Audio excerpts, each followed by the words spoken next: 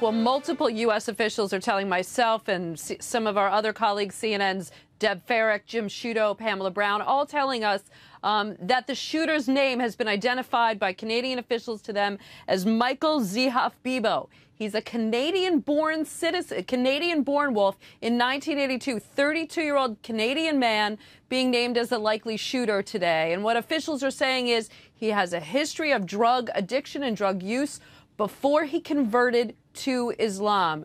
So we understand that he's an Islamic convert. This is obviously Michael Zehaf-Bibeau is an Arabic Islamic type name, officials say, along the North African type of descent. And that's really all they know at this point. Officials are saying that right now, this is all they know about his name. He was converted to Islam and had a history of drug addiction, Wolf, before he converted to Islam.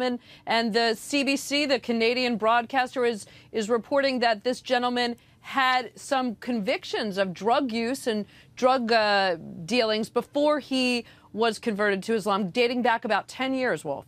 It was his name, Michael Zehaf-Bibeau, before he converted to Islam, or is that his new name?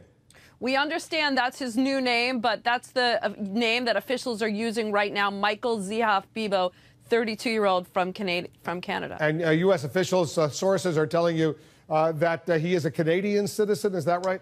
Canadian citizen born in Quebec in 1982. And that raises the question, Wolf, whether this gentleman had any connection to mainstream Islamic groups. There's no indication, U.S. officials are telling us so far, but that perhaps he was one of their callings, such as these lone wolves in Canada. But there is a concern now, especially with this gentleman, this Islamic convert name, that this was an act of Islamic extremism. What officials are saying is they don't know if some of these attacks earlier in the week, the attacks today, are linked together. Were all of these people working together? There's no indication that they were right now, but certainly they can't rule it out, Wolf.